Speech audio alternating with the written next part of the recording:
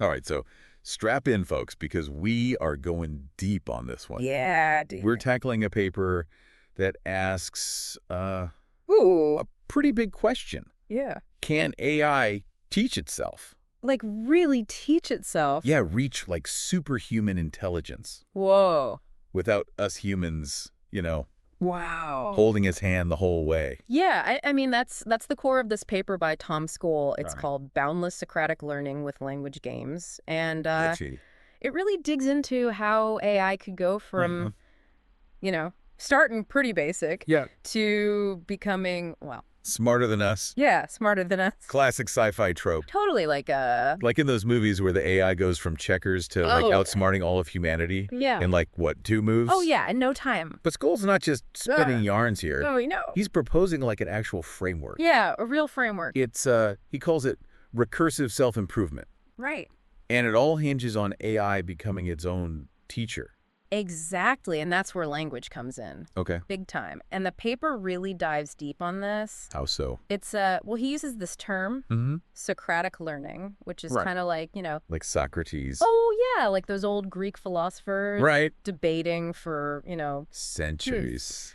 Arguing and refining yeah, constantly refining. their knowledge, right? Exactly. So the idea is AI could use language the same way. Oh, interesting. To like, To generate its own material, to learn from, evaluate itself, and just constantly improve. so instead of us feeding it data Yeah. and algorithms and all that, Right. it's basically like Creating its own curriculum. making its own tests. Yeah, and grading itself. Whoa, that's wild. It is pretty wild. But okay, let's break this down a bit. Okay. School lays out 3 things that AI needs to pull this off. 3 essential conditions, yeah? Right. He calls them feedback, coverage, and scale. Right. You got it. Let's start with feedback. Okay, feedback. Like in any learning process, Yeah, you need a way to see how you're doing. to measure your progress. Right. Like if you're learning piano, Yeah. you got to hear what you're playing Right. You need to hear it. and compare that to what you're trying to play. Yeah, to what you're aiming for. And for AI, this feedback, Right. it has to come from inside the system, right? Right, because we're talking about it learning on its own. Exactly, self-contained. Totally. So the AI needs to like, Develop its own internal critic.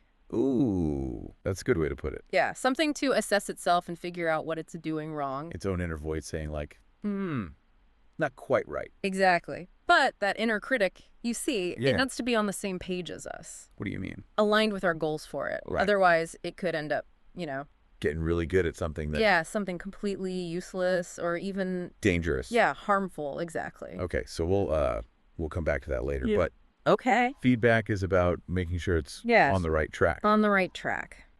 What about coverage? Okay, coverage. What's that all about? So coverage is about making sure Yeah. the AI explores a lot of different possibilities. Okay. It doesn't get stuck in a rut, you know? Right, like if you were learning a new language, Yeah. you wouldn't just like Right. read one textbook. You'd want to hear different dialects, different slang. Yeah, like immerse yourself. Exactly. So for AI, coverage means Mm-hmm. not being a one-trick pony, basically. Yeah, okay, I get it.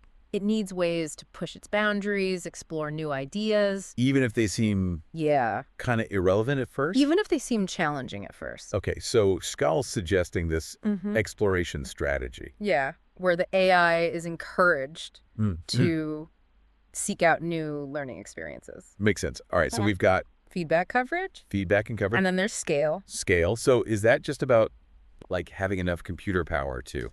It's partly that, Right. but Scull argues it's more fundamental to the learning itself.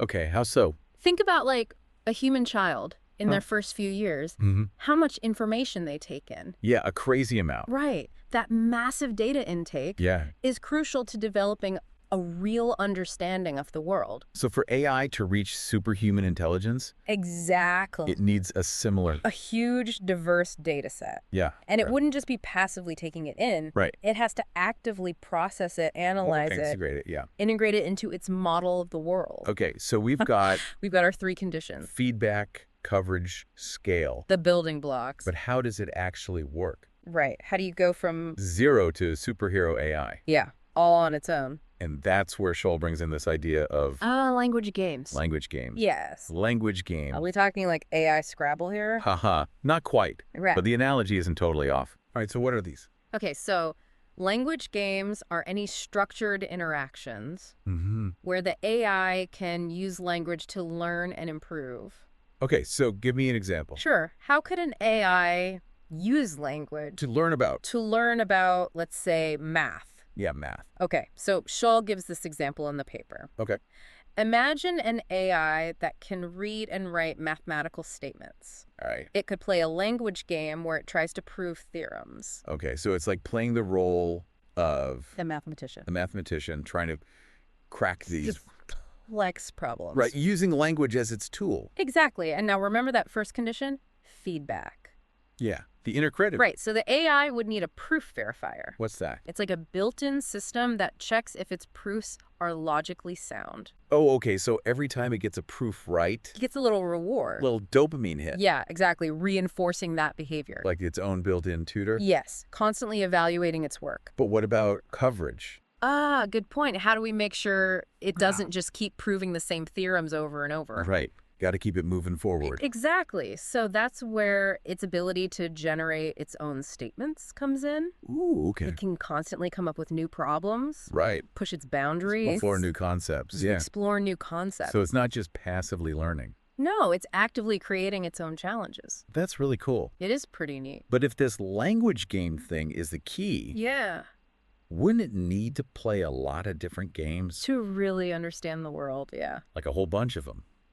That's a great question. Right. And that's where we'll pick up in the next part of our deep dive. So we were talking about AI using these language games to bootstrap its way up to, higher and higher intelligence. Super intelligence, Nice. like, is one game enough? That's what we were talking about, right? Yeah, even a really clever one. Yeah. It just doesn't seem Like it would be enough for the AI to become well-rounded. be truly well-rounded. Yeah, you're right. Like, wouldn't it need a whole Yeah. bunch of different games? Like a whole curriculum Yeah. covering all sorts of stuff. Like math, physics, Yeah. literature, history. History, ethics, you name it. Right, to really get a Yeah, comprehensive understanding. exactly. And school actually uses this term metagame Metagame. to describe that broader process, Okay. It's like the AI's playing a game on top of all those individual language games. Right.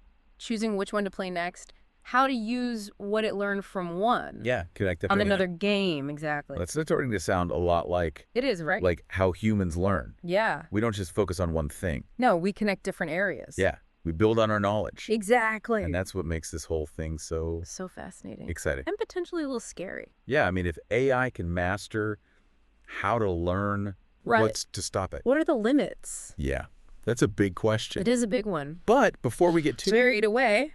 carried away with all the Possibilities. what ifs, Yeah, let's get back to brass tacks. Yeah, the practical stuff. How would the AI even decide Yeah. which game to play next? Right. How do we make sure it doesn't just play? Like, AI Candy Crush. yeah, the AI equivalent of that all day. Right. And that brings up those two core conditions. Yeah. Coverage and feedback. Exactly. Even with a ton of language games, there's always that risk Of what? of the AI getting stuck. In a loop. Yeah, in a loop, playing the same games over and over. Just exploring. Like Yeah. a tiny corner of what's possible. A tiny corner, that's the coverage problem. Okay. And then you've got the feedback problem. Right. How do we ensure it's actually learning things Yeah. that are valuable, things that align with our goals? Not just like, Right. mastering tic-tac-toe. Yeah, exactly. Like, even if it becomes amazing at proving mathematical theorems, Yeah. that doesn't necessarily translate to Real-world intelligence. real-world intelligence or, Or being helpful. helpful outcomes. Right. We need to make sure its internal critics, those feedback mechanisms, Yeah. are sophisticated enough To know there's more to intelligence. to recognize, that there's more than just winning games. Right. It needs a broader perspective. A sense of purpose. Yeah, a sense of purpose that goes beyond just, Maximizing its score. beyond maximizing its performance within that closed system. Okay, I'm seeing the challenge here. Yeah, It's not enough to just... throw a bunch of games at it. Right, we need to design the metagame itself. The meta game, exactly, here's in a way that encourages the right kind of learning. learning that leads And to yet genuine understanding. and but hopefully beneficial outcomes. beneficial outcomes, right? Exactly. Which raises some interesting questions. Yeah. Like what Like, could we design games Mm-hmm. that specifically reward things like Like what? creativity, Mm. problem solving, Yeah. ethical decision making? Right. So we're not just teaching it how to learn. Right. We're teaching it what's important. We're shaping its values, its priorities. Wow. Okay. That's getting into some deep stuff. Yeah, and that brings up another aspect of this Yeah. that school touches on. That's potentially even more controversial. What's that? The idea that AI could Mm-hmm. eventually modify its own code. Whoa, hold on. Yeah. You're saying that AI could, like, Become its own program. rewrite its own operating system? Essentially, yes. That sounds They're risky. incredibly risky. It is a mind-blowing concept. Yeah, how do we even And it comes with control it? huge potential and Yeah. significant risks. I mean, imagine an AI Yeah. that's constantly analyzing itself, Yeah. finding ways to improve, Improving, optimizing, and then just changing its own code to do it. rewriting itself to be More efficient, more intelligent, smarter. more adaptable. Yeah, that's like Easily. opening Pandora's box. Yeah. it Is how do so we hard. even begin to think about Right. the ethics of that? That's the million-dollar question. Right. And it's one we're going to have to grapple with Yeah. as this technology keeps advancing. So after that last part, Yeah. my head's spinning a little bit. No. AI playing games Yeah. and then rewriting its own code. It's a lot to wrap your head around. It really is. It feels like we're not just talking about like AI getting a little bit better. Right. This is like a fundamental. It's a whole different way of thinking about intelligence. Yeah. So where does that leave us? Right. Good question. This whole Socratic learning thing? Yeah. Language games? Yeah. Self-modification? Yeah. Should we be excited or scared? I mean, that's the big question, isn't it? Right. And Xiaol doesn't pretend to have all the answers, Yeah. but he gives us a roadmap. Oh, interesting. Yeah. He's saying, if we want AI to do good things, Mm-hmm. we have to be really careful From the beginning. from the very beginning how we design these systems. Right. And we talked about this earlier. We did. But this whole idea of alignment seems really crucial. It's absolutely crucial. As AI gets smarter, Mm-hmm. we don't want it to get more dangerous. Right. Exactly. Smarter doesn't automatically mean better. Yeah.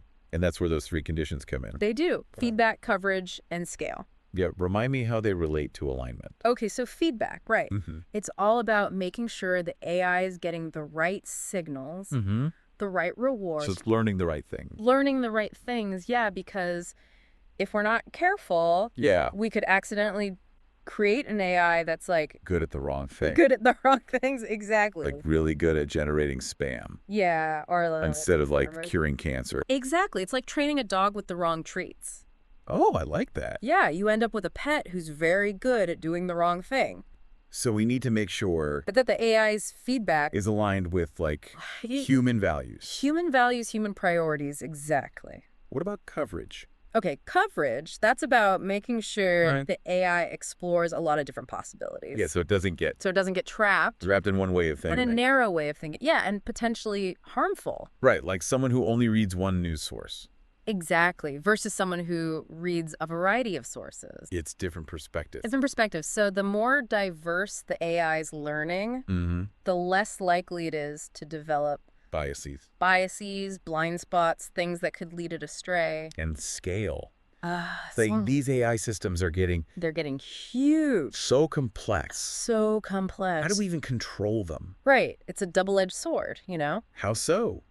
Scale allows for incredible learning, problem solving, but it also makes them really hard to understand. Like trying to understand the human brain. Yeah, exactly. We're still just scratching the surface. So we need better tools We do. We need better tools, better techniques for understanding for understanding, for monitoring. these massive AI systems. Even as they're learning on their own, Yeah. changing, That's a big challenge. it is a huge challenge. But But people are working on it, right? oh yeah, there's a lot of research going on in that area. Okay, that's good to know. Yeah, it's not just about knowing what the AI is doing. It's Yeah. about understanding why, what its motivations are. Yeah, like what's his end game? Exactly. And how are its goals changing as it learns? Okay, so big picture time. Yeah, What are the implications of all this? right. Could this really lead to... AI that's smarter than us It's definitely a possibility that can solve problems. that we haven't even imagined. Yeah, It's a lot to think about. it is. And Xiaol's work is a reminder that we're not just building tools here. Right. We're creating potential